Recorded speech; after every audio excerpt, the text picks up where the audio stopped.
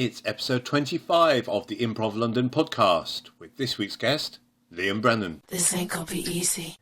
Somebody moving around the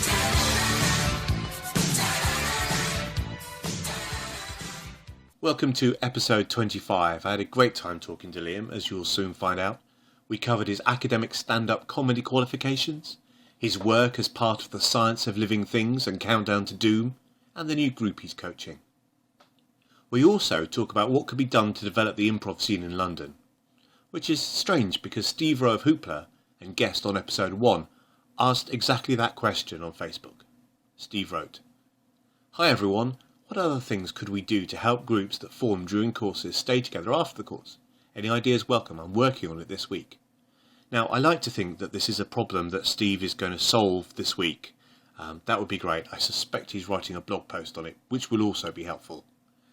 So we had various people sharing great advice, and I just want to share that here because these things get so easily lost. Rachel Marriott said, "Social Prof, let's do something as a group that's fun. See a show at the Miller, go to that person's birthday, have a flippin' sleepover. Sleepovers in improv, there's not enough of those."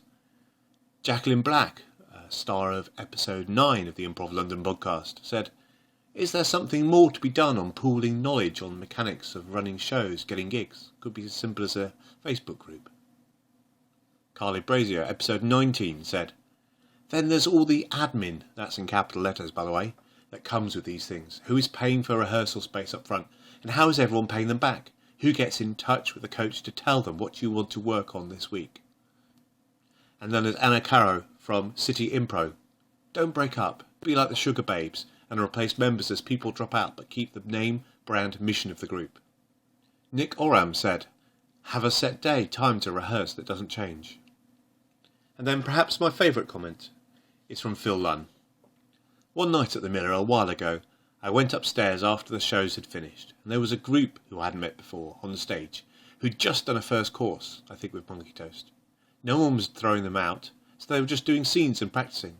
People, like me, would drop in, mainly to avoid the dance music downstairs and take part and or coach. What a brilliant idea." So I hope there's some ideas there that inspire you. Do get involved online and talk to people. We've got a lot of knowledge out there already, and let's see if we can develop the Improv London scene. Okay, now it's time for Liam.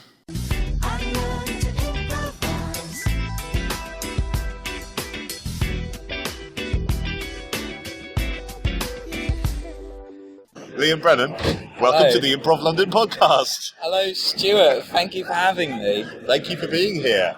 We find ourselves in the alleyway outside that St. Yeah. Christopher's in, and we've been discovering quite how noisy this part of London is. I know. What was it? We went to the George? Is that what it's called? think St. so, George? yes, Yeah, yes. it was really busy. Yes. Thursday is the new Friday, Yes, apparently. yes. So, You're in the Science of Living Things. I am. Tell everybody about the Science of Living Things from your perspective. From my perspective, the Science of Living Things are just to use really the technical terms, a long-form group that uses a thing called French edits. Right. What are French edits? I'm glad you asked, Stuart. French edits are essentially, and I might be bastardising the term a little bit, but it's essentially when the edit is the initiation. So there isn't a tag or a sweep. Instead, we go straight into the next scene.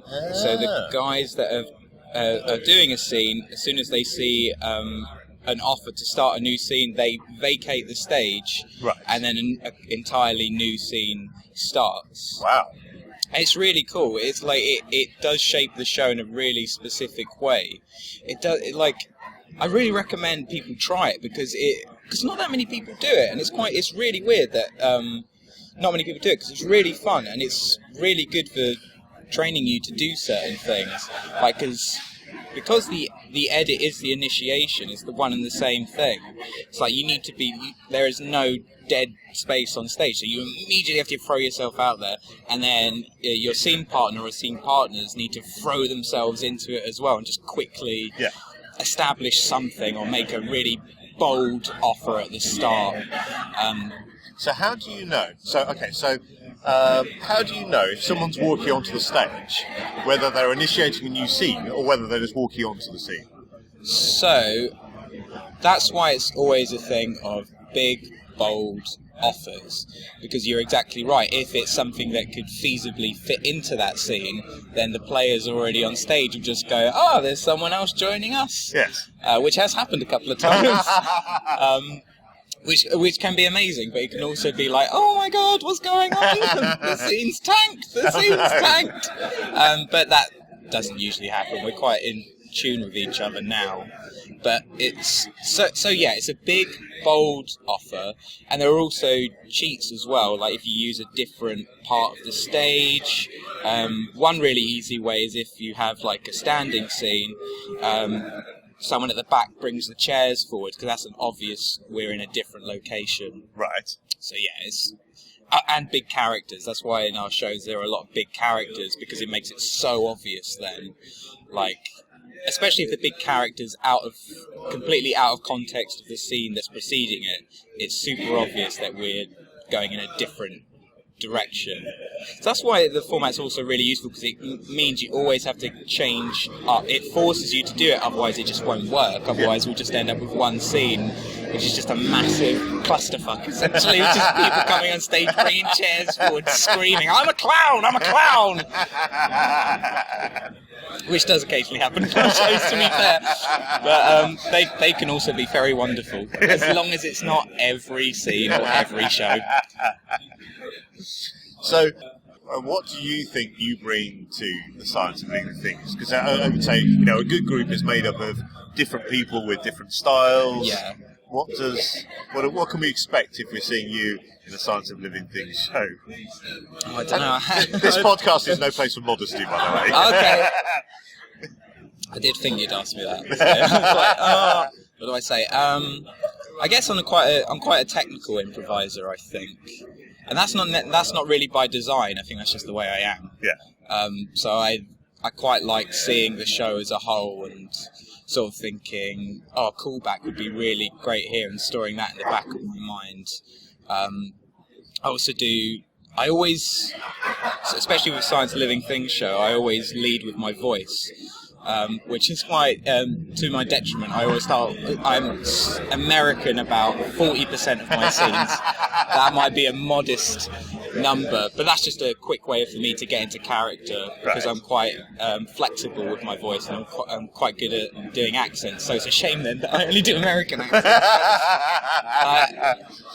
So it's either Northern American or Southern American, and then sometimes I might do New York or Boston. Sometimes I can slightly tune it towards that.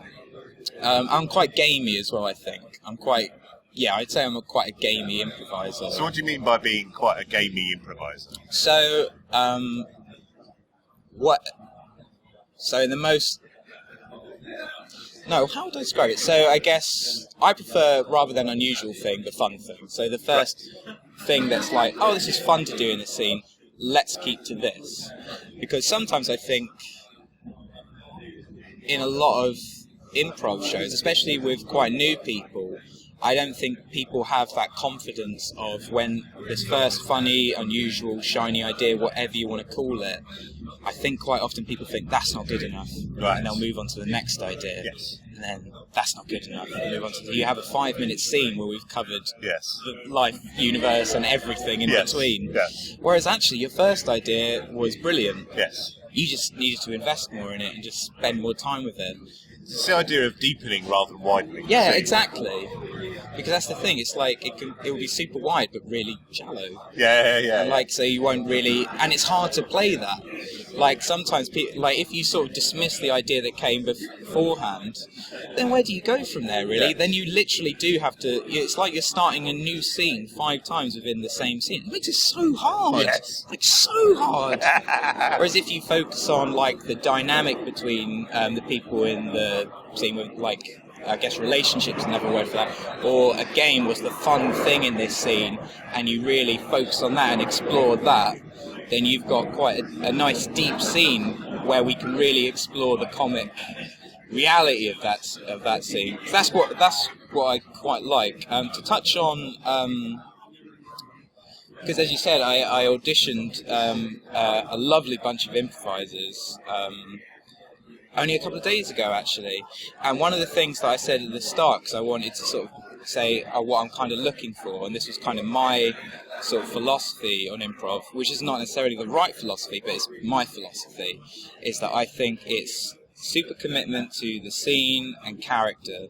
So I think the best improv scenes are when you really commit to that reality and don't sort of comment on it by gagging and making jokes. They can be really funny, but when the show's entirely made up of that, it's so hard. Like to use an example, I guess, well, analogous example really, if you ask someone to sort of talk about what's funny about, I don't know, internet dating, chances are they'll be able to come up with like 2 or 3 observations, whereas if you ask someone to make like 5 jokes about internet dating, that's really hard. Like, that is really hard, and you get super in your head about it. Whereas if you just commit to the character and the scene, I think like that it's so much easier, because then you can explore without sort of like commenting on the scene, without mystery science theatering the scene, I guess.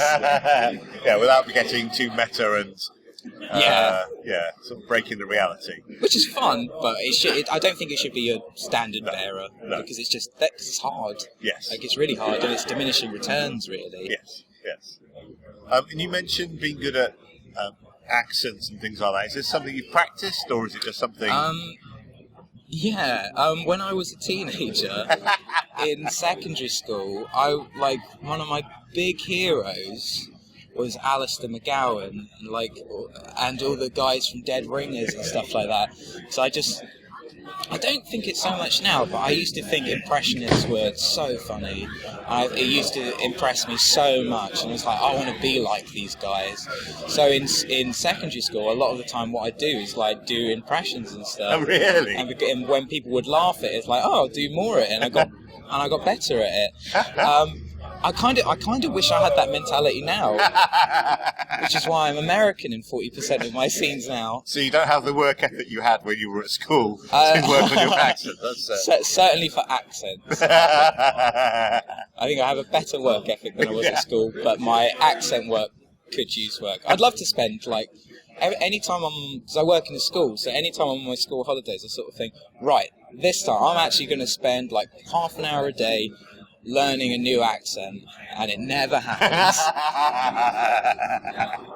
At least you have the intention. I have the intent. The intentions are good, but the body is weak, I suppose, or the voice is weak. I don't know.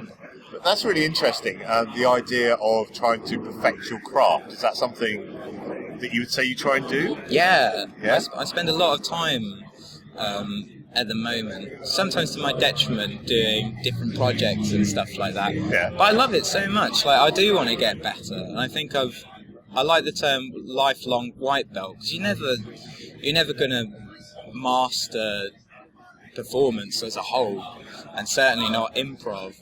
And occasionally I might catch myself going, oh yeah, I'm doing really well at this, like I've cracked it, and then I'll have like a really crap show. Or like feel really unhappy about something in my performance, or go to like a course and sort of go, oh yeah, I'm quite shallow in these areas and stuff like that. But yeah, I'm super conscious of trying to improve, sometimes to a fault, I think. But I think a lot of people are like that. I guess that's what everyone's like, but I think performers are probably worse. Especially switching from, because the performer's ego just can go so far and forward and so far back.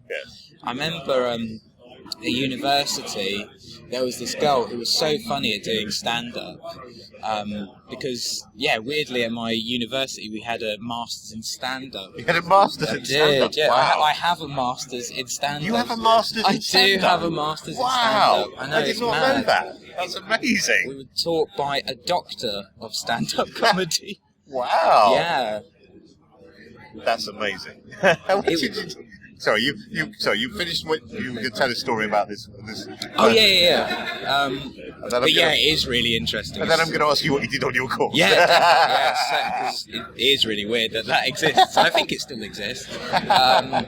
There was this girl who was really funny. She was so funny, but she had such low self-esteem that she would get off stage and go, "Oh, I suck, I shouldn't be doing this." It's like, but you killed it. Yeah. And also, I don't think she was being disingenuous or anything. But I'm not sure you can really believe that you're that crap at something and carry on doing it. And I guess I mean, like, she must have realised she was pretty good at least. Because why would you put yourself through that otherwise? Or is it the fact that you think, well, I don't know, sometimes it becomes normalised, these things. So if you go up there and get a certain amount of laughs, for the complete beginner, that's amazing. But maybe, I don't know, you've done it for a while, you think, well, I can get... I don't know. I think that's a really good point. So I think that's true. I think I used to be, certainly speaking for myself, I used to be a lot more satisfied with good shows. Yeah. But if you're in the lucky position when you have a bunch of good shows in a row, you do kind of go a little bit cold to it. You sort of think, oh, well, I'm sort of not progressing, really. But maybe that's just greed. I don't know. I mean, it's really interesting because, you know, I think, first of all, turning up to an improv class, that's a pretty major achievement. And then, you know, actually joining a group, and then, you know, actually appearing on stage at all, you could do the worst improv ever. Although I think I've done that, actually, so you probably won't. I've also done that. You're not alone. But, you know, even just having got up on stage and done some at all is a major achievement. But it's like, as you say, once you get used to kind of, you know, a certain level, it can easily, I don't know. Yeah, I guess so. I suppose that's quite useful, but it can also be, so if you're doing quite nicely, sometimes you can grow quite dissatisfied with that. And yeah, as I say, it's good and bad, I think. So what do you do when you get dissatisfied with your lot? Just sulk at home for a bit, I suppose. I don't know, really. I've heard loads of people say, I think it's the Millikan's Law. Where you're only allowed to feel good or bad about a show for... Till 11 o'clock the next day. Yeah. I think that's a really lovely good or bad, you just have to... Yeah. I think you should probably even shorten that for bad shows, because otherwise you just, you know, you stew on it, and it's not very... I mean, there's learning from a bad show, and then there's just staying in a really foul mood because of it, which isn't particularly useful, really. No, certainly not. This MA. So you've got an MA in stand-up comedy. I do. Yeah. You're professionally qualified. I guess in comedy. I guess I am. Yes. What did you do on that course? That sounds the best course ever. It was a really good course. Where was it? It was at the University of Kent. All right, cool. And so you would do 3 years of drama and theatre studies, so it's mixed practical and mixed the academic side of it, so essay writing and all that kind of stuff. And let me give you a turn-by-turn breakdown, because I think that'll make it easier than me sort of waffling on about it. So first term, you would perform semi-regularly over an 11-week period, depending on the size of your class. I think we had about 7 or 8 people, maybe 9. So we ended up performing 9 out of those 11 weeks. So every week you would need to come up with a new 5 minutes of material to perform to a student audience. Wow. Yeah, it was crazy. It was great. Yeah. But it was crazy. It was so stressful. Yeah, no God. Because, I mean, by the end of it, I guess... we had 45 minutes of material. Not all of it was good. Yeah. But we had 45 minutes of material. And it really was an amazing experience. But it's like, it was just so up and down. Yeah. Especially during that term. Then in the second term... Well, hang on a second, before we go to the second term. Yeah, sure. So what is your stand-up style? What was your kind of, you know... I was quite downbeat, I guess. Yeah. I guess I don't really want to say low energy. So low energy, but with high points, and I'd sort of do little skits and stuff like that. And I'd like doing voices, much like I do now. Yeah. Stupid little voices in my set. And apparently, this isn't really coming from me. This is coming from, apparently I used to intellectualise about stuff quite a lot. That's interesting. Yeah, it was interesting. It was an interesting note to get, because it wasn't really what I was going for. I think maybe after I heard that, I tried to play on it more, I guess. Yeah. And so is there a parallel there between your stand-up and your improvisation? Do you intellectualise, because you say you're a technical improviser? Yeah. I'm wondering if there's a parallel there. Maybe there is. I remember someone said after a show I was quite witty, and but I didn't really know what to make of that. It's like, I'm not sure I like that. Right. It's a lovely thing to be told. Yes. But it's sort of like, does that mean I'm just commenting on the scenes and making jokes rather than being committed? I don't know. So it's sort of like, it's a lovely thing to be told, but is it the ideal? What is the ideal, really? But it's a lovely note all the same. Yes, but I did think a lot about it. So you intellectualise the comment. No! It's right! I do. Intellectualise badly about things. Cool. So, term 2. Term 2. So one of the things was joint for across the year, but this is something that really hit its stride into term 2, which is called the Open Mic Project, where what we would do is we would have to book a minimum of 10 outside gigs, I think half of which had to be outside of Canterbury, where we were doing the course, because otherwise... otherwise it's like... you're just performing to the same crowd all the time. So I had to go to... I live in London, but at the time I was living in Canterbury, so for a weekend I might do a couple of shows, like I might do a Friday and Saturday show, or a Sunday show if there was one going. I don't think there are that many going, but... So I had to stay at home for that weekend and then do those sets. And then we would need to transcribe, I think, one of those sets and sort of analyse and stuff. So it was both... Which for you was quite, okay to do, due to your intellectualisation. I did enjoy it. It was really interesting. It was genuinely very interesting. It was weird, sort of writing your own script retrospectively. Right, yeah. But that was really interesting, because it was like the whole of the 4-year course, really. It was a mixture of practical, and it was mainly practical, but there was also written elements, so you'd get academic about stand-up, which was interesting and not really a tapped into field, which is why the guy I was talking about, the doctor of comedy, Ollie Double, he carved out his niche. Yeah. Because there's been enough stand-up now that I think it's definitely worth talking about in academic circles. So what else did we do that term? Also that term was experimental comedy, where you would play with an aspect of stand-up comedy, and then you would explore it through a semi-quasi presentation / 20 to 25 minute stand-up set, which was really cool. It was really cool. Well, explain what that means. So, for example, to take my one wasn't the best example of this, but it's the one I'm most familiar with because it's what I'd done.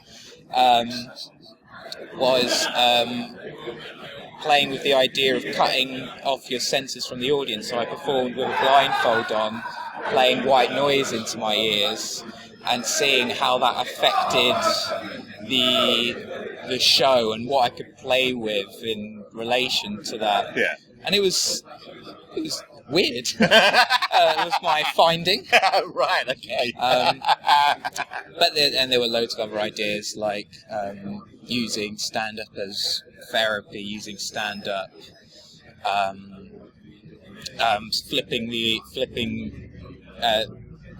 but rather playing with the audience as an observer versus performer. So how can you get the audience in a more performative role in your stand-up? And there was all these really cool ideas that we all got to perform to each other So it was really nice.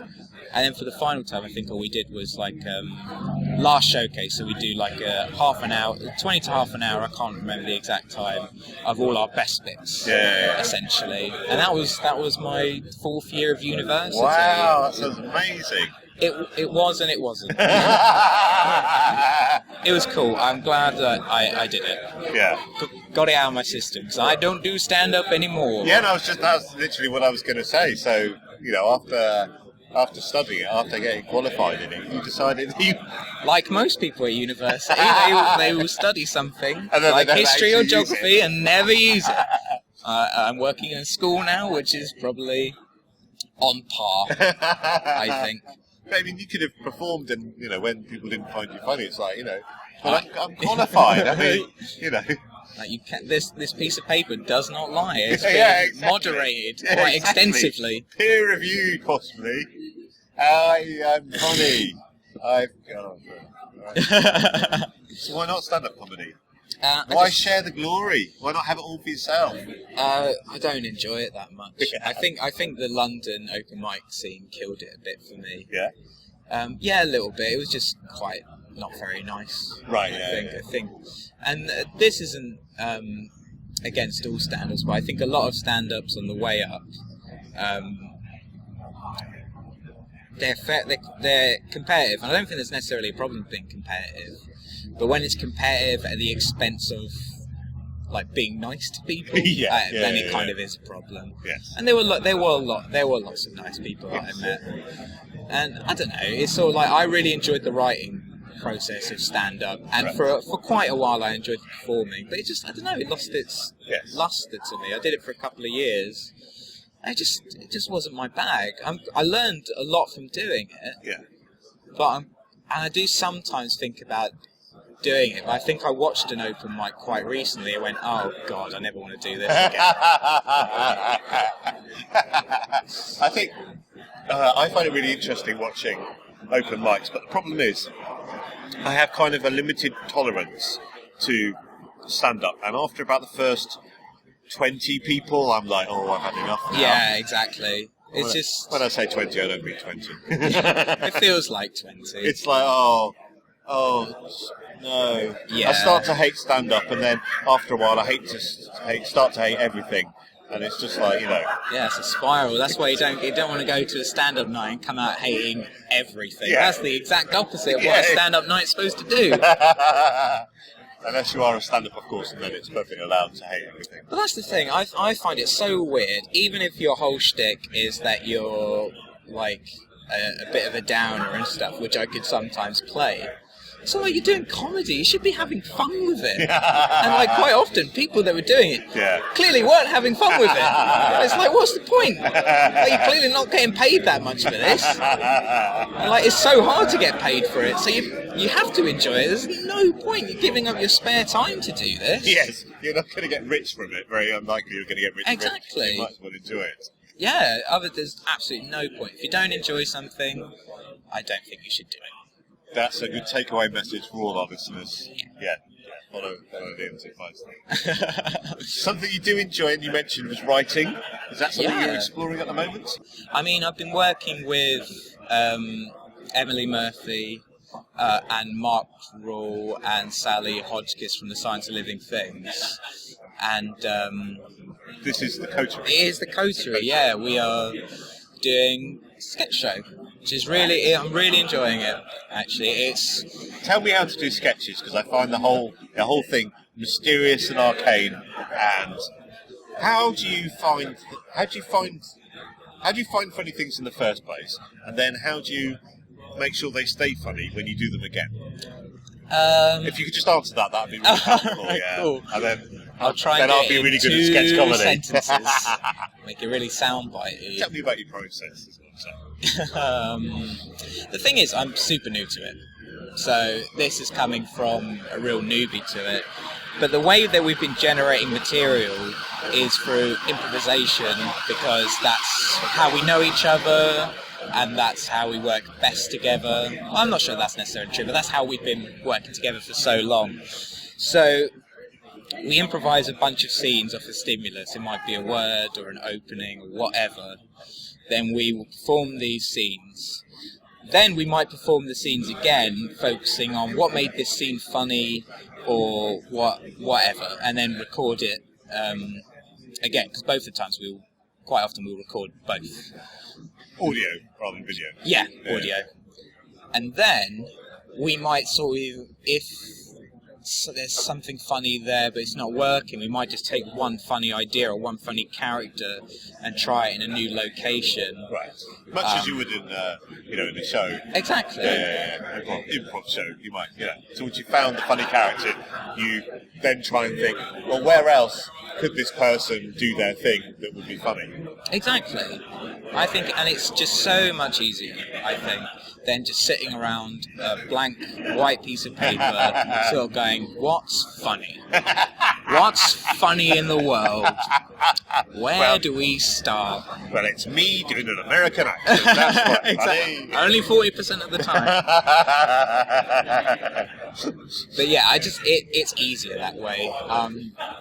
And as a result, actually, because then it is easier to sort of transcribe it and then look at it as a script and then sort of look at it and go, well, that is still funny. I read that and I still find that funny, but I don't find that bit funny. Or, like, if you look at a lot of improv scenes written up, not that this happens often, but if you write up an improv scene, quite often you'll find there's a lot of chaff in there. Yeah.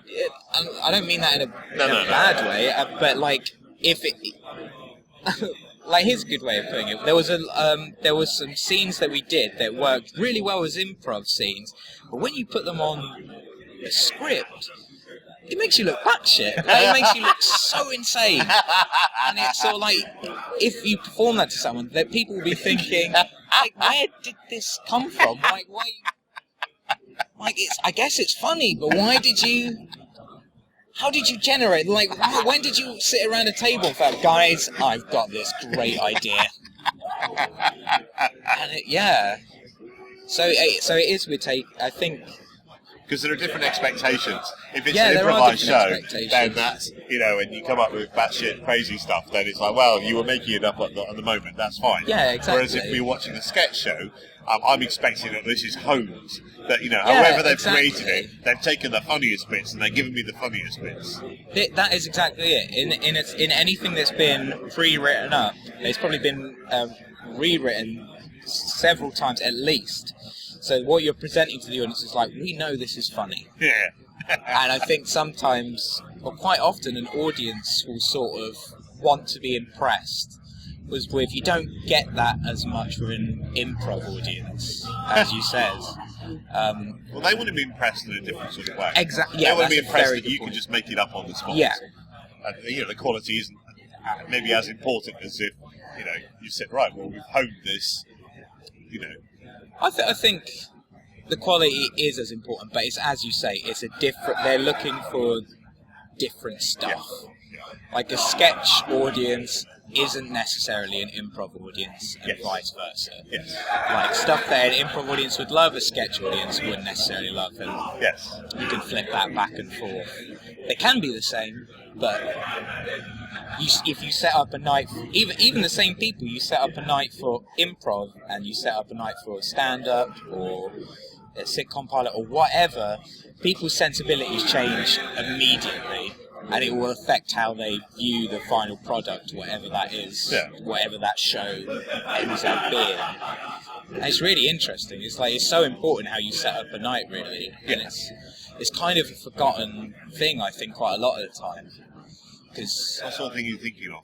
Like, Mick Napier talked about this in his book. Like, for instance, if you go to a Harold night, like, quite often, and I'm not really sure where I fall on this, quite often, if you're an outside audience member and you haven't seen a Harold before, or you haven't done a Harold or whatever, it can seem quite impenetrable, and it can seem like, what is going on? And Mick Napier argues we should be kinder about that. Maybe kind is the wrong word, but certainly we should be more inclusive about it and sort of go, give it like a brief sort of thing. This is what a herald is. Like, you don't need to like draw a diagram or anything and take them through. In this beat, we're going to be heightening stuff. In the group game, there's a certain number of exercises you can do, but you can also do. So it's just to set it up. Like, quite often coming on stage and sort of going, we're improv, we're going to make something up, isn't being very inclusive, especially to an audience member that hasn't seen it before. Because I remember a friend of mine, this was only a couple of weeks ago, saw me perform for the first time, and luckily he enjoyed it, but he's a friend, so of course he is going to say that. But he said, it's funny, but you only use, because this was talking about science of living things, and we just got a one word, and then we sort of base, very much like loads of improv, we base the scenes around it. We don't necessarily use it as a direct pull. The word itself was actually Maltesers. So we set scenes like the Maltesers were probably in one scene, probably our first scene. Then we were in a chocolate factory, or we were talking about being Moorish and all these, like, trying to address themes. So by saying all our scenes are going to be based on Maltesers, we're to someone who hasn't seen it before, they're going to think, oh, all the scenes are going to be about Maltesers. And no one wants to see that show, but that's what they'd be expecting to see. So it's just like wording. It's sort of going, we're going to be inspired. We're going to work from the idea of Maltesers rather than we're going to have Maltesers. There's something about that idea I quite like. I think you're right, it would be terrible. The Malteser show. Well, I mean, anyway, it's chocolate, really. I do genuinely love Maltesers. I love Maltesers as well. I think they're lovely. Yeah. Have you tried the ones in the bar? Yes. Yeah, how do you feel that compares to the original? I like the change. Yeah. I think it's refreshing to see it in a completely different form, especially because that's the whole thing, that they're just like chocolate balls with what's biscuits stuff in it. Honeycomb. No, it's not honeycomb, but it's that sort of thing. It's the consistency of honeycomb. Yeah, it's not honeycomb, but yeah, it's that sort of thing. That's a good way of explaining it. It's like honeycomb without the honey. Chocolate covered in... No, combs covered in chocolate. I don't know. It's weird. Maltesers. I hadn't really imagined that I would be describing them. So, no, I'm not going to use Siri. That would be wrong. Anyway, so Maltesers, yes, they're very good. Just look up. Well, this... Roughly... Oh, no, they do say it's honeycomb-like. Maltesers consist of a roughly spherical... I like the way they say it's roughly spherical. This is perfectly round. What's going on here? Well, that's rubbish. We could have said... Well, we did say that. It's like, it's kind of honeycomb. Yes, the spherical malt. I think malt was the original word that I was missing there. Honeycomb-like structured centre, surrounded by milk chocolate. Isn't that lovely now? You no longer do you have pub discussions where you sort of go, no, I swear it's this. I swear it's this. Like, now just Google it and we'll be done with it. We just move on. The amount of times in the office I've gone, look, should we just look it up? Because, like, you know, we just move on then. It's like we're not... Get on with our lives. Yeah, we're not stuck on the, like, say, what is it in the Malteser? Exactly. Yeah, well, it's a bit like that. I think that's brilliant, I think. And also, when people try and give you directions now, I just go... Don't try and say it like that. I can't take it in like that. Just look at it on the computer. Yeah, it's just so much easier. Or I won't try and describe where something is. I'm just like, here's a picture of it. Now you can see. Let's move on with our lives. Modern life, I think. Cool. We live in the future. And we do live in the future. It's exciting. I genuinely love the fact that if I'm going somewhere, I can type in where I'm starting and where I'm finishing, and then Google will plot a route for me, and also tell me how long it's roughly going to take. I know, I love that. And then also, I can actually look up what the streets look like, so I'm not going to get lost. And then I know what the buildings are going to look like when I get there. It's brilliant, isn't it? I love living in the future. Imagine living with maps. How horrible that was. I remember maps, but, you know, I don't know, it's just A to Z. Where's an A to Z these days? Exactly, it's so weird, like this massive book that you'd have to take everywhere. We get the smaller version. I suppose that's true. I mean, maybe you were I can't take the big version. I need all the detail of all the roads everywhere. Just in case I go somewhere else. I'm moving off the map, what am I going to do? It's uncharted territory! So, in addition to doing Maltesers-based... Every week, guys! with the science of doing things, you're also involved in Countdown to Doom? Yeah! What's the Countdown to Doom thing? So, Countdown to Doom is... And there's a lot of words in this description. A narrative, apocalypse, torchlit, long-form improv show. Wow! Which is murder for marketing. Yeah, it's quite hard to tweet. That sort of Yeah. thing. So let's break that down. So, in the Science of Living Things, you're doing non-narrative. Yeah. With Countdown to Doom, you're doing narrative. Yeah. Explain. So, this is pretty much the way every Countdown to Doom show works. There'll be an A and B thread running throughout the show. So there'll be two characters. To start off, we'll get a location. Greg's! Yeah, for example, Greg's. How often does that happen? The show hasn't happened that often, which makes it a special occasion show. Oh, Halloween. Oh, right, okay. We're doing it really soon, because I'm really excited for the Camden Fringe. But yeah, I mean, you can imagine the locations we get and go, nah, we'd like something else. Donald Trump. We are inside Donald Trump. We are the numbskulls for the scene, guys. So we would get a location. There will be an A scene and a B scene usually, for the sake of argument, there'll be two improvisers establishing who they are to each other in the A, same as in the B. So we just get to know the guys, either end up liking them or disliking them, and then and as well as making foreshadowing the eventual apocalypse that will eventually happen, which is established through just like offers about this scenery and stuff like that. I mean, as you would. And then we build on them as it gets closer to what we call the Doom. So in the last third of the show, we plunge everything into darkness, and the final third of the show is lit by torches. Oh, wow. So we use the torches, not necessarily to... I mean, it is to illuminate the performers, but I guess a good way of thinking about it is kind of like a comic book or the movie format, for example, where you would, like, for instance, if someone's doing something with their hands, you might shine the torch in their hands because you're showing this is where the focus of the scene is at the moment, and then you'll shine it up to someone's face when they're talking or expressing an emotion or whatever. And we can also use the torches for scenery and stuff. So, like, if it's an elevator, you can, like, carry on clicking off the torch, going bing, bing, bing, and moving the torch up and down to show it's going up and down flights of stairs. Flights of floors, rather. And, like, you can do... One thing that's really cool that happens in every show is that there's always a character smoking, so we've got these really cool small torches that in the dark look amazing, and you just click it when you suck in and it looks like you're smoking.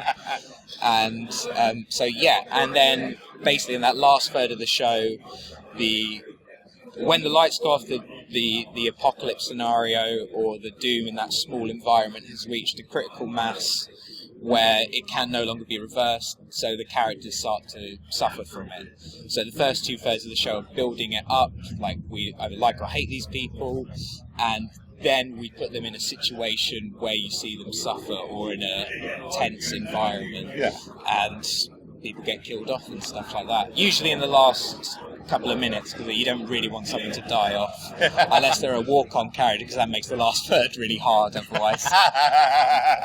But it's such a fun show to do. It's really fun to do.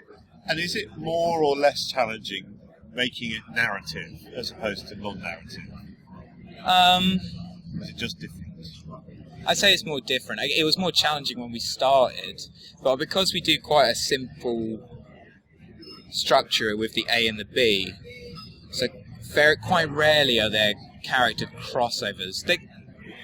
Well, that's not necessarily true, but you always usually have two focus points, and these are the focus points you tend to go back to. And once we feel comfortable with that, we might start crossing over and stuff. But it's always useful to have 2 separate scenes going on, just so we can flip back and forth between the action and do time jumps and stuff like that. And yeah, because we're just focusing on the relationship or dynamic or whatever you want to call it between the pairs, it does make it quite easy, because then all you have to think of really is, well, 2 things. Is what's happening in front of you, how do you feel about this person in front of you, and just playing with that, as well as any time someone drops an offer of what the apocalypse situation might be, you just carry on building on that and just be aware of that. Because one interesting thing we used to do when we tried to be, I think, a little bit too clever about it, was we used to do red herrings, which doesn't really work in improv that well, because essentially that's just blocking someone's offer. Like, it's just dropping something. It's just sort of like if someone sneezes in something, like intentionally, like the performer sneezes, you know they're making an offer that is some sort of parasite or plague or illness or something like that. So if that's dropped, then it's kind of like, well, we're starting from square one again. We need to find what the doom situation is, and it made it so much harder. Oh yeah, that sounds really hard. That actually reminds me of the first time I started doing long form, and it was with a bunch of guys at university who thought we were all a bunch of clever clogsers, who tried to make these really far-reaching narrative stories with loads of twists and turns, and it's like, it's so hard. It's not very. It's only satisfying if it works, but it doesn't work that often. It should never really be the focus to be clever in a narrative. It's focusing what's in front of you, because it makes it so much easier. And then when links do start appearing, then it looks great, and you achieve the same effect. Yeah, so that was the earlier days of doing narrative improv. But I guess you have to learn, really. Yes. You do have to learn. But yeah, I really love the show. I really love the show, because it feels very different to what I normally do, especially with the Science of Living Things. Yes. I really love it. Yeah, it's nice to have, the 2 different, styles and sides of improv and explore both of those. But yes, you mentioned earlier about setting up your own group. Yeah. What was the impetus for that? Because also, it could be nice to listen back to this later on and see whether whether you achieved your goal. That's true. Whether they're going to progress, when you get the people on board and all that sort of thing. So, what made you want to direct? So, I wanted to start coaching like about a year or so ago, because to go back a little bit, when we first joined the Science of Living Things, that was Chris Mead putting that together, and he sent out a casting call, and that's how the original members got started in that. And he said, I can't remember which person said this to him, but one of the best ways to improve as a performer is to teach it. Yes. And I started thinking about that about a year, maybe more ago, and thought, I really want to do that as well. And I did this course with Spontaneity Shop over a little bit over a year ago, and I met a bunch of people on there that were pretty new, and thought, okay, cool, I'd quite like to work with these guys, because I was I knew a lot more about it, because I've been doing it for quite a bit longer than they had. So I formed with those guys a group together. So I was working with them for about a year, and when we stopped doing that, I sort of thought, you know what, I'd love to do that again, but I'd like to come at it from a different way. I'd like to come at it from casting a group, because I think that would be really fun. Yes. Like, I want to have something, I want to sort of up my coaching experience on a weekly basis. So I thought this is probably the best way to do it. So I was getting coaching gigs every so often, but it wasn't really enough. I didn't feel like I was progressing enough from like doing one every couple of months or something like that. So that's basically what led me to do that, really. And I had a lovely, the 2 days that I auditioned people were so much fun, and everyone was really great in it. And it was, and I I do mean that genuinely as well. 'Cause otherwise, I would not have said it. No, of course not. I can be a very blunt person, so I'm very much aware of that, as anyone that's ever worked with me will also attest to. So when I say that, I do actually mean that it was a lot of fun, and the people there were really great and really up for it. Yeah, it was brilliant fun. So what sort of things did you do in the audition? What did you get people doing? Did you just say, just, impress me? Yeah, I just sort of sat there and went, do an improv. And they sort do the improv. And they sort of looked at me and went, what? And I said, no questions! Do it again. Do it better. Make some statements, people. So we just did a couple of warm-ups. I got them to do... I can tell you the exercise we did. We did a tag run, so we all went in a circle. 2 people did an organic scene. By organic scene, I mean just giving a word and see what comes from it. And people would tag into that and do that for about 10 minutes. We did that a couple of times. Then we did, I think it's a Dave Rosowski exercise where the 2 chairs. Yes. I think was introduced to me by Jules Munns, and I thought that was really cool. So it's like, yeah, I it's one of the things I'm looking for. It's like I was saying, the commitment to the dynamic between the 2 performers and commitment to in the scene. So it's like, oh, that's a really good testing ground, and possibly quite tricky to people if they're used to just taking a word or commenting on a scene rather than really being in it. The reason those scenes float so well is because of however you're working with the person opposite you. And then at the end, we just did, I split the group, the whole group into 2, got them to do a short bunch of montages, which is basically start with just do a bunch of organic scenes, and you can tag and sweep. Yeah. And then they would do another one, and throughout I was just giving general feedback rather than specific feedback, so I didn't think that would be massively useful. It was really fun. I tried to think about it from... So I asked Chris about it, because he was my coach way back when. It's like, oh, do you have any advice? And he said something really good, and he sort of said, like, aim to work with the improvisers you want to work with, because when I was originally planning out the audition, I was sort of thinking, oh, what would people want me to do, like, based on their applications and stuff like that. I sort of went, oh no, that's wrong. Like, I should be sort of going, well, no, this is kind of like, if I'm coaching this, it's going to have a lot of me in it. Yes. Although I'm open to, so I haven't picked a format or anything, but I should be happy to work with the people that I want to work with rather than catering to them. So so we find a nice middle ground. Like, so I like a lot of your stuff, and hopefully you like a lot of my stuff, rather than, oh, here's all the stuff you want to do. Yeah. Not really that interested in that kind of thing. Yeah, there doesn't seem much point in that. No, exactly. So if it's not fun, don't do it, Stuart. Do not do it. That's the same message. So true. It's a good message. So you've now cast it? I have, yeah. And we haven't had the first rehearsal? No, that's coming up in a couple of weeks. It's really exciting. Yeah. So that's all I know. That's the end of the story so far. So I'll be really excited to see how it goes. And I think, however it goes, and I'm pretty sure it'll go positively. Yeah. But you don't know. It's going to be a real learning experience. And I feel really excited about it. I feel really great about it. I've got some awesome people, and people were so lovely actually. When I posted it, Steve posted on the Hoopla page, and a bunch of people that I know in the improv community also posted it, and I got applications from people that were like, why are you applying to have me coach you? That's ridiculous. And it was so nice, and it was really humbling, and I do mean that actually. Yeah. It was genuinely very humbling. So I even had to turn people away, and I felt so bad about it. But it was amazing to be in that experience at the same time. Like, I don't want to say it was amazing to turn people away, but it was just to know there are that many people out there wanting to, to join. Form a group. It was really exciting, and it was lovely, and it's just like, it was so exciting, and it's just been so fun. Yeah, so hopefully I'm going to learn loads from it.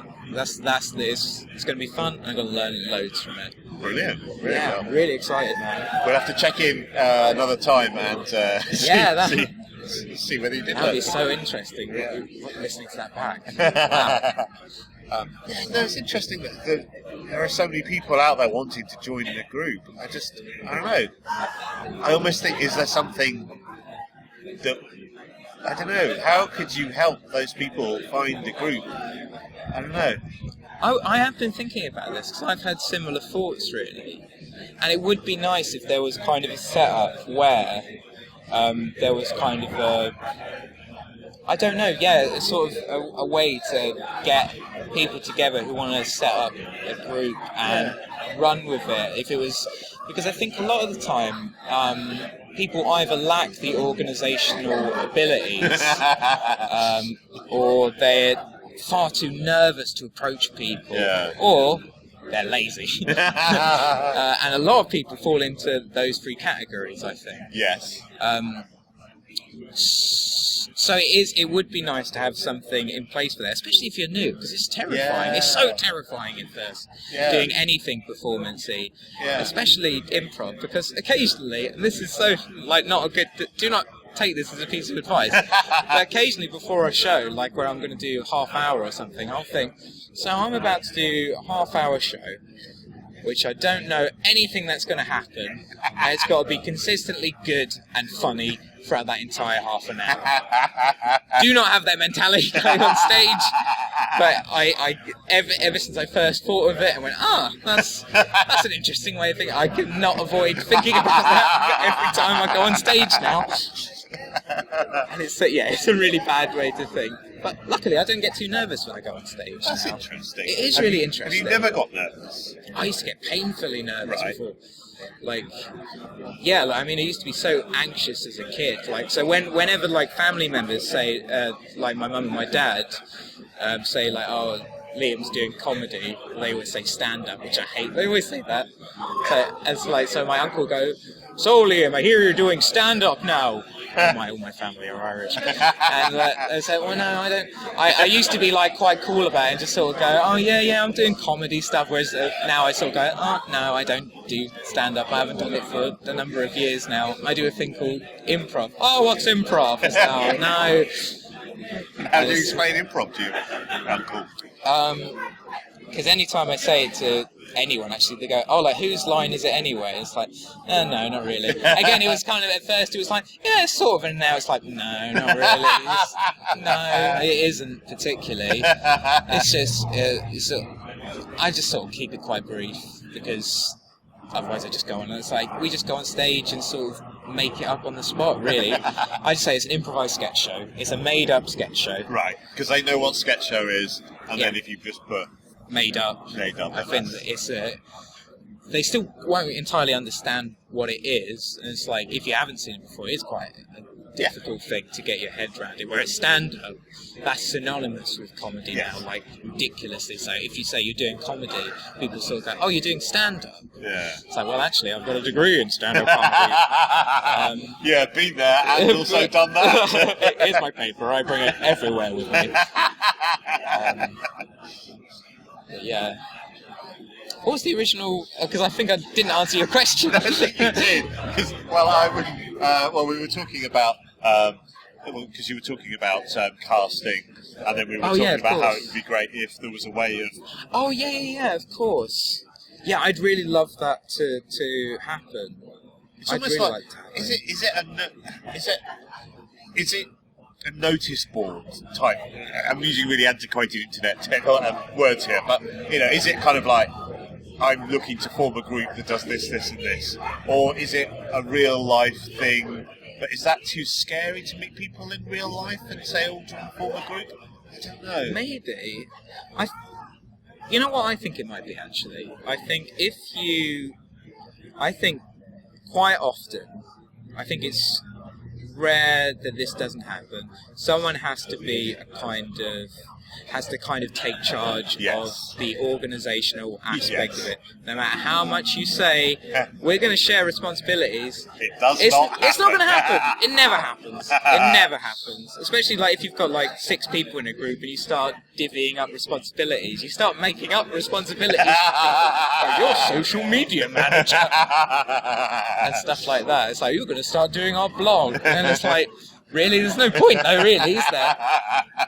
Like, unless you want to do a blog, go ahead, but like that shouldn't be a job title for a group. And I think, and it's lovely to sort of everyone, and I think actually this should be the way, that everyone has a voice in the group. Yeah. But I think it's so useful to have someone who ties it all together. And I think if it's a bunch of new people coming together to form an improv group, and quite often these people are coming from there are a lot of people that are coming from quite a lot of stage experience and performance experience and stuff, but certainly more recently I'd say there's a lot of people that haven't come from that background, so they don't really know what to do. And it's so difficult when you're a new group, like if you've come out of like any of the wonderful courses that are now about, like Hoopla and FA and all this kind of stuff, and you sort of like, great, got the skills now, or at least the beginnings of these skills, what do I do now? Yeah. I guess we form a group.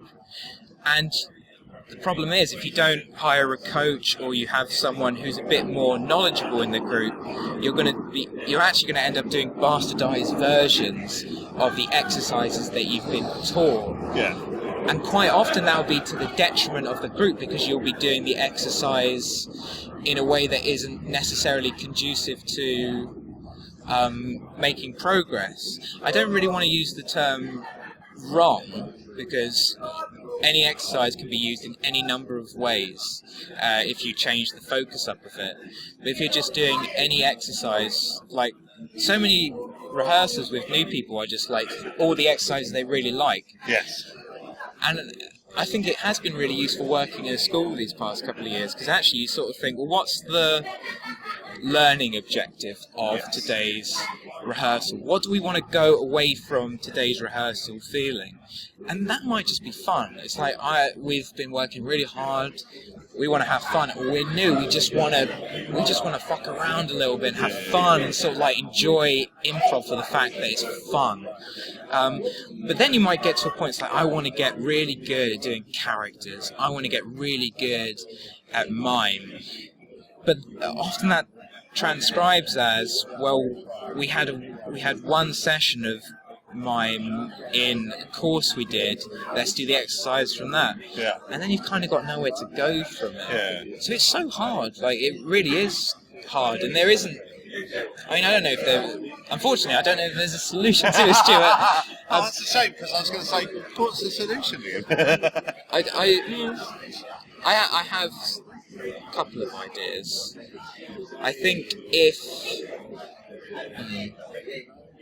I don't know, if there was sort of something, if there was a safety net, I guess. Like, stuff like the Launchpad shows are really good for that kind of thing. And end of course shows and stuff like that, so there's a place for newbies to perform, and there'll probably be people in the audience that you can talk and share ideas with. So I think if that developed, we'd be getting a lot of more well-rounded performers, and performers that are a lot more confident, and performers that sort of have a bit more direction.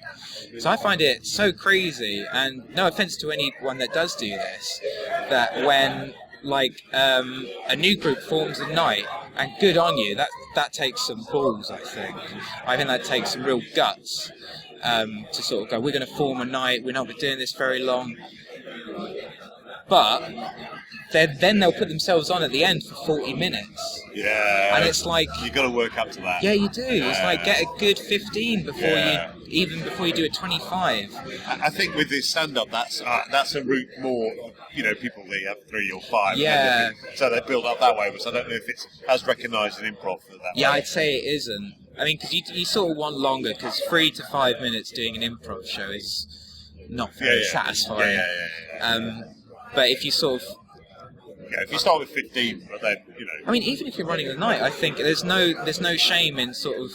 I think it's very commendable if you sort of go, well, we're going to do a 15 minutes, but because we're a short form group, and we're really quick, that's what we're really good at, we're quick, let's open the night, let's not close the night with a 40-minute short form team. Or like, we do a nice musical number, but the groups that we're getting in are much more experienced than us. So let's close the first half with us, because it's always brilliant to close on a musical act. It's so hard to follow them because it's so impressive. As long as you're half decent at musical improv, it is super impressive. And then let's put the main act on after those. So I wish people would sort of, I guess it's just having that knowledge. It's because I only have that knowledge from having made those mistakes, to be honest. And maybe it is quite useful, but I think it will cut out a lot of things. You just sort of go, if there was just something in place, but I don't quite know what that is. But I have actually genuinely been thinking about that quite a lot recently. Which is even why in the casting call I put out, I want a performers of different experience levels, because I don't necessarily want to just work with people that have been doing it ages, but I also don't necessarily want to work with people that have just started. So I think it's nice just having that mix. You can learn a lot from each other, I think. I mean, I'm very much a fan of it when it comes to improv groups, having a mix of beginners and experienced people, and genders and ages, and it's weird. You need sort of common ground, so that they need to feel like they're part of the same group, but I don't want them all to be the same within that group. Yeah, I think that's a great way of putting it. You want them... I'm trying to think of a really clever analogy now. I'm trying to intellectualise it. Damn it! Oh! But yeah, it's... I mean, for want of a... Analogies are hard. But you do want them sort of... You want them to have, I think, a similar enough philosophy that they can work together. But you don't exactly, as you say, you don't want them you don't want them good at the same thing. You don't want everyone to be super great at character, but then not so great at edits, for example, just for the sake of argument. I think that's what's been nice in all the groups I've worked with so far. There has been quite a nice mixture of people, but I'd like to think, and I do think we sing from the same hymn sheet, as it were, but we're not all singing at the same note. Boom! Oh yeah! Oh man, I feel so damn chuffed. Yes, quite rightly so. Brilliant. That's a fantastic note to leave it on. Thank you very much. Thank you, man. Thank you. I made this. That's improv!